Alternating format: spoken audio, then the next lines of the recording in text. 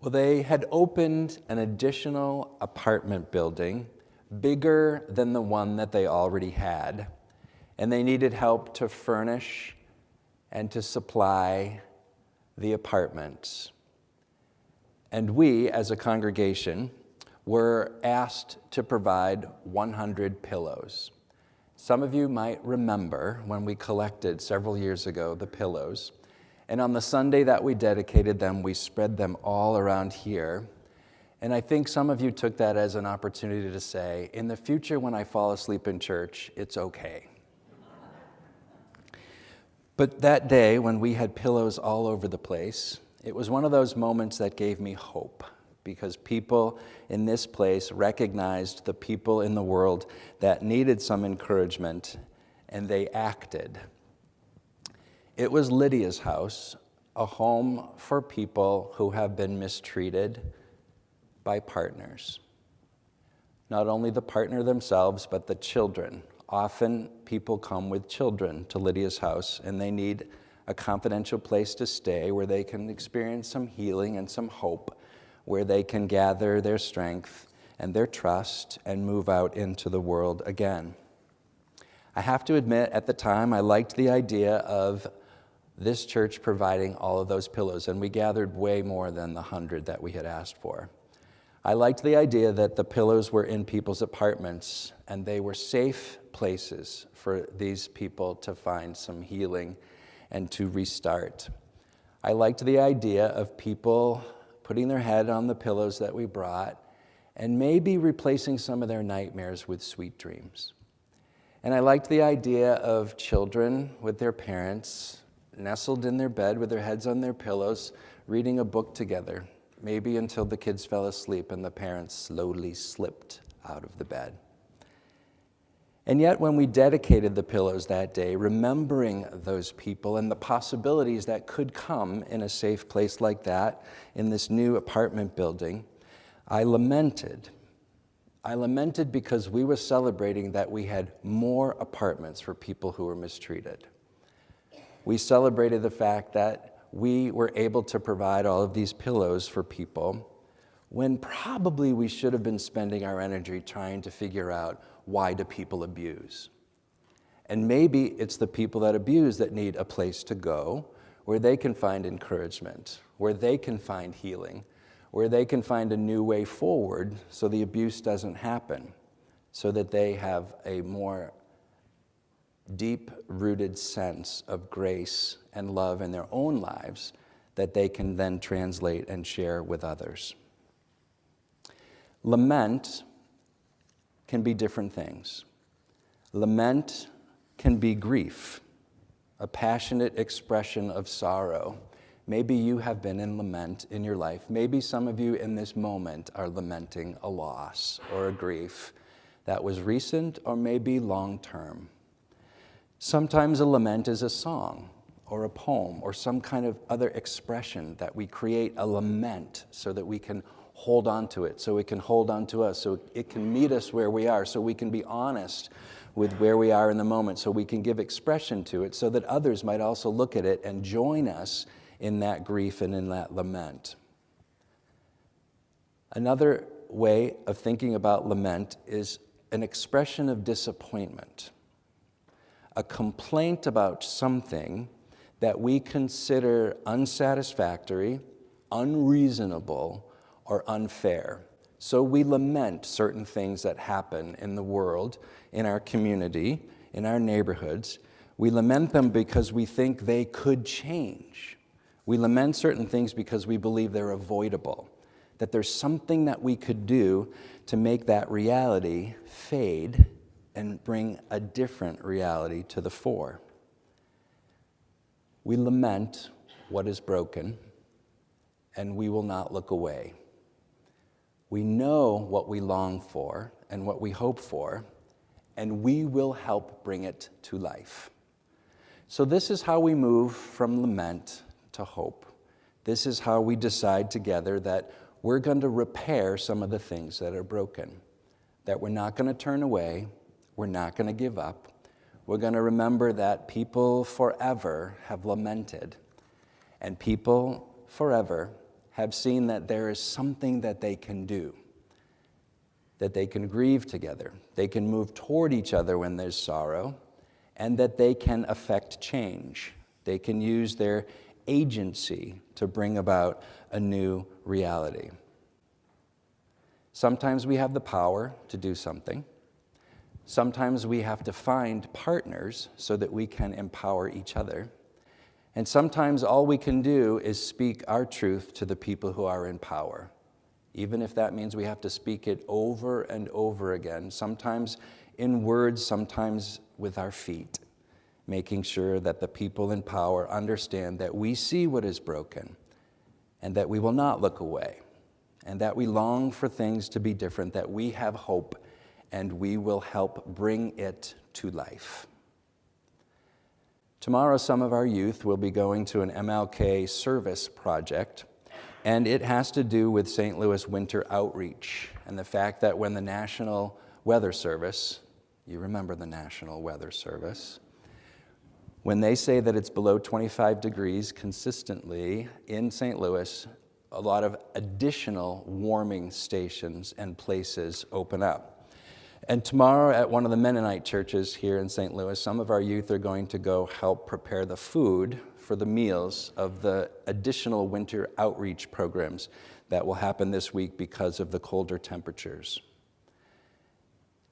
We have a waiting list. Some of our kids that wanted to go are unable to go. And at first, I was disappointed, but then I thought maybe they have enough volunteers, which is a good thing. But then again, as we think about lamenting and how we would like things to be different, I know that there are other things that we could be paying attention to when we recognize that there are St. Louis winter warming stations available. Maybe we could think more about how we provide housing for each other, what the costs of utilities are, how we recognize the things that bring people to warming stations because they don't have everything that they need in their homes or in their apartments, or certainly if they're on the street. Last night, we were part of an interfaith intertwine event. We have this beautiful partnership with Sheremet, the Reformed Jewish synagogue up the street, and Taysam, our Muslim friends from the Turkish American Society of Missouri. The event was called Soup Slurping and Speed Faithing, and a number of you were a part of that evening. And some of the comments that were shared as we did some debriefing after the speed faithing, I'm happy to talk to you about that if you wonder what that could possibly be. People were talking about how it seemed like such an anomaly to gather with people from other faith traditions, to look eye to eye, to share a meal together, and to talk about the things that we have in common, and to talk about our sacred scriptures, and to talk about the stories that give us hope and move us forward, the stories that bring us into places of justice seeking and justice acting. And while it was wonderful to celebrate that we did that, it was heartbreaking to think that that was an anomaly. Why doesn't that happen more often in more places where people can really connect with each other, shut out all the noise and focus on one other person to hear their story, to share your story, and to find ways to recognize what you have in common and how we are meant to weave ourselves together. You have been hearing me ask week after week lately about gathering people to be part of a Witnessing Whiteness group.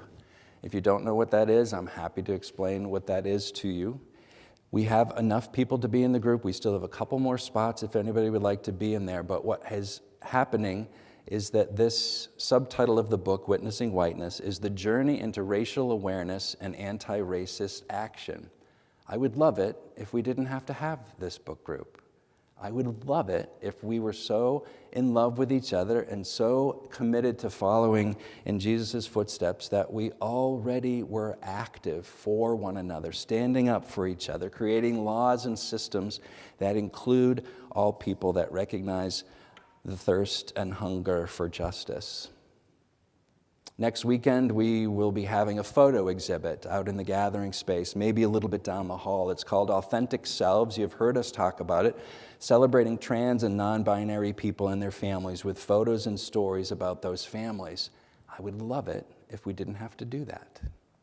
I would love it if we could spend our time doing other things, but what we're trying to do is help other people recognize the humanity, the shared humanity that we have with one another, though we may be different one from another, and finding ways to honor and cherish each other. So today we're talking about lament, and we're talking about hope. And we say that we lament what is broken, we will not look away. We know what we long for and what we hope for, and we will help bring it to life. So part of what we have to be sure to do is name those things that are broken, not to be afraid to say them out loud, and then to listen to the people who are stuck, to the people who are struggling, to the people who are wounded, to the people who are in those places of brokenness because we keep turning away, because we haven't acknowledged it long enough that it changes us and propels us, moves us, carries us forward to do this hope and create these actions and these remedies and these healings, not just a Band-Aid, but something that will last longer, something that will change and transform our community. John Pavlovitz is a pretty prolific writer and speaker. He was here with us several years ago, and we had some workshops, including a time that he spent with our teenagers, who are now 10 years older than they were. And some of the things that I hear them doing out in the world, I remember them thinking about and dreaming about when we had this pivotal conversation with John Pavlovitz. And he asked our teenagers, "What breaks your heart?" And then he said, "Who is doing something about that brokenness in the world?" If you don't know, I'll help you find out, because someone else has noticed the things that break your heart, and someone is finding ways to serve and to do that reparation and to live that hope and those actions. And so how can you find those other people? And how can you partner your gifts with theirs? How can you build your love and your compassion and kindness and commitment together? How can you build that momentum so that there will be less that breaks your heart and more things that can fill you and more things that can serve each other? So Martin Luther King Jr. weekend always gives us another opportunity to lament our history, to be honest about the places that we've been, the things that we've done, the things that we've left undone, the things that are still broken. And Martin Luther King Jr. weekend gives us opportunities to act, to be present with each other, to tell our stories, to again listen to those who are wounded, to notice who it is that's helping, who has noticed the things that we have and how we can come alongside of them and encourage them and encourage ourselves to be more faithful, more present with the needs and burdens and brokenness of the day. A few MLK Jr. quotes to kind of get into us, to help us to find lament and hope and commitment to action. The first three we shared earlier, and hopefully they're echoing in you. We must accept finite disappointment, but never lose infinite hope. Human progress is neither automatic nor inevitable. Faith is taking the first step even when you don't see the whole staircase. And a couple others. There comes a time when one must take a position that is neither safe, nor politic, nor popular, but we must take it because conscience tells us that it is right. And what is needed is a realization that power without love is reckless and abusive, and love without power is sentimental and anemic. I read something this weekend that said MLK's peaceful protests and the protests around the time that he lived did not end racism, did not fix economic inequality, did not eliminate violence. But they made some shifts in legal equality possible, and they created tools that future movements can still use. And so we continue to feel that momentum and that movement because MLK and others were committed to Christ-like living, to move toward people who were hurt, to try to listen to people's stories, to find ways not to turn away, but to be in relationship and to long for and hope for the things of the Holy One, and then to help bring them to life. I want to end with a piece by one of my seminary professors.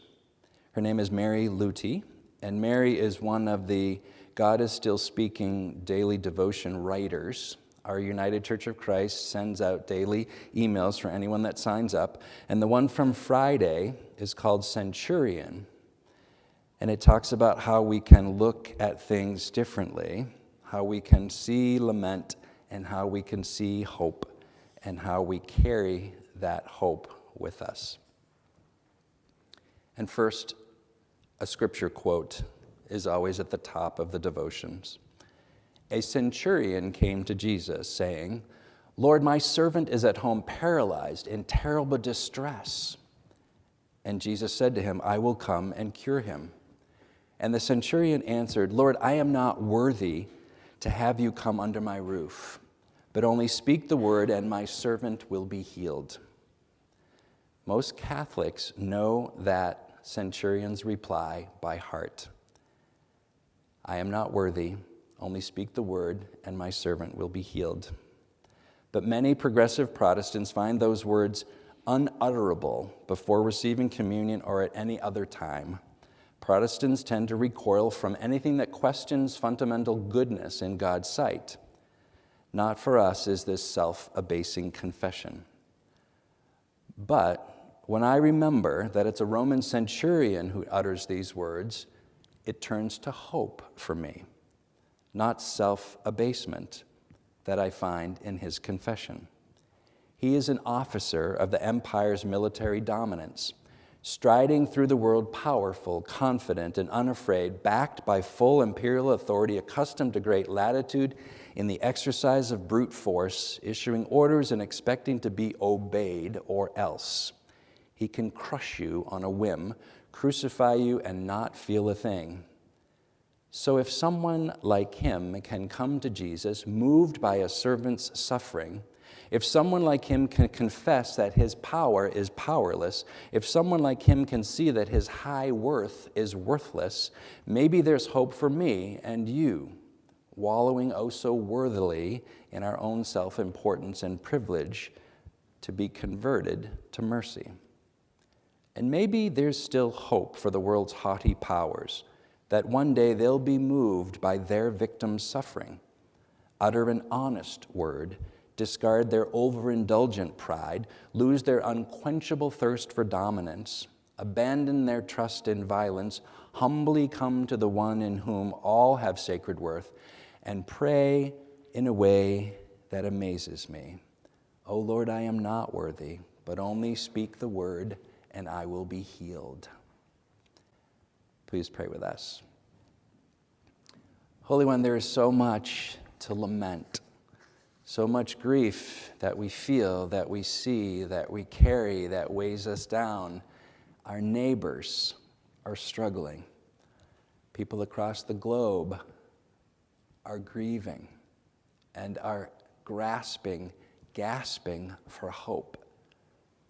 And so help us to turn that lament into hope and action, to be committed not only to noticing the things that are avoidable, but to find ways to enact and embody your love, to be hope alive, to be vessels of your justice, to be committed to peace, to listen lavishly to one another, to find the common good, and to stand in solidarity with each other. God, we seek to listen and to follow in the footsteps of Jesus. So send your Spirit to help us to do just that today and on into the future. Amen.